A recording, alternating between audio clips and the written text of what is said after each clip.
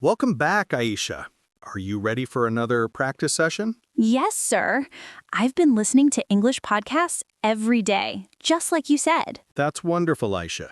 Consistency is the secret to improvement. So today, let's focus on something very practical. How to use English in real-life conversations, like greeting people, asking for help, or ordering food. Oh, I really want to learn that. Sometimes I go to a cafe and I don't know what to say. I just point at the menu. That's okay. Many learners feel the same at first. We'll practice step by step so you feel confident.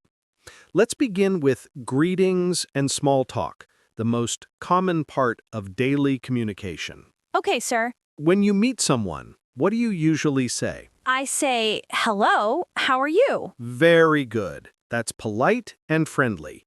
Now, let's add some variations. You can also say, "Hi, how's it going?" Or, "Hey, how you doing?" How's it going means the same as how are you, right? Exactly. It's just a little more casual. If someone says, "How's it going?" you can answer, "It's going well," or "I'm doing great, thanks." Okay, I got it. So if I meet someone, I can say, hi, how's it going? And they might say, good, thanks. How about you? Perfect. That's a natural exchange. Now, remember pronunciation. In "how's it going," we usually link the words. It sounds like, "How's it going?"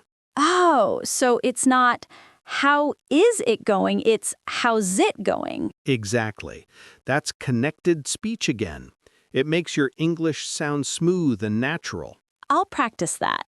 How's it going? Great job. Now let's move to another real-life situation.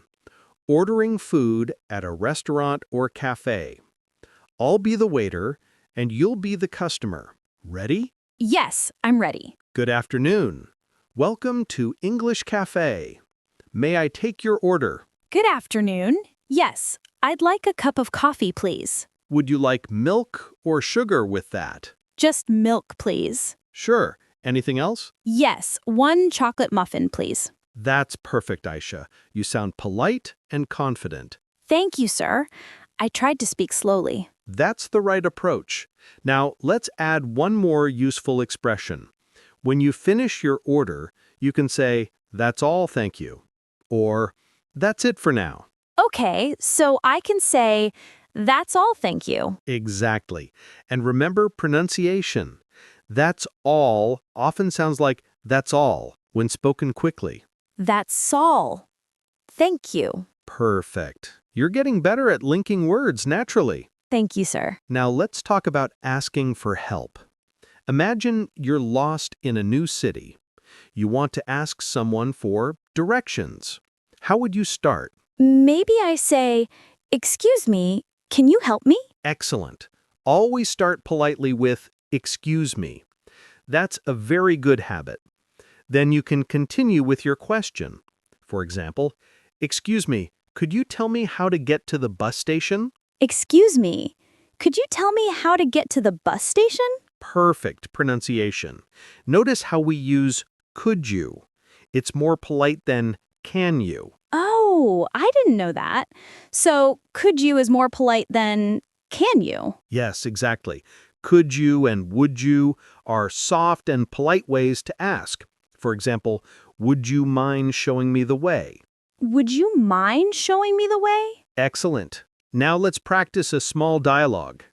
"Excuse me, could you tell me where the nearest ATM is?" Sure, it's just around the corner, next to the supermarket. Thank you very much. You're welcome. Great job, Aisha. That's how natural English conversations happen. Polite, simple, and clear. I feel more confident now. Wonderful. Now, let's learn some expressions for polite conversation. In English, we often use softeners like maybe, I think, a little bit to sound gentle. For example, instead of saying "you are wrong," we say, "I think you might be mistaken." So it's more polite to use soft words. Yes, English speakers often avoid being too direct. Let's practice. If someone asks your opinion and you disagree, you can say, I see your point, but I think... I see your point, but I think we could do it another way. Perfect.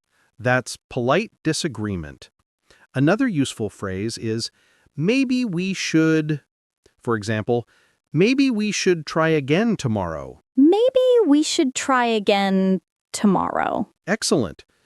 You're learning not just words, but how to sound natural and respectful. Thank you, sir. Sometimes I feel nervous talking to people because I don't want to make mistakes. That's very common. But remember, mistakes are part of learning. Every time you speak, you become more confident. You don't need perfect grammar to communicate. Clarity and kindness matter more. That makes me feel better. Good. Now, let's quickly review some grammar points we used today. Do you remember when we said, would you like milk or sugar? Yes. That's an example of a polite question using would. It's used for offers or invitations. For example, would you like some water? Or would you like to join us? Okay, I understand. And when you said, I'd like a cup of coffee, that's a polite way to say, I want. The full form is, I would like. So I'd like means I would like. Exactly. It's polite and sounds good in any formal or casual situation. Thank you, sir. I'll remember that. You're doing very well, Aisha. Your pronunciation is improving too. Just remember to practice your tone. Don't make your voice flat. English has rhythm and melody. Yes, I noticed that. Native speakers sound musical when they talk. That's right. It's called intonation. It shows emotion and meaning. For example, if you say, really? With a rising tone, it shows surprise. If you say it with a falling tone, it shows you understand.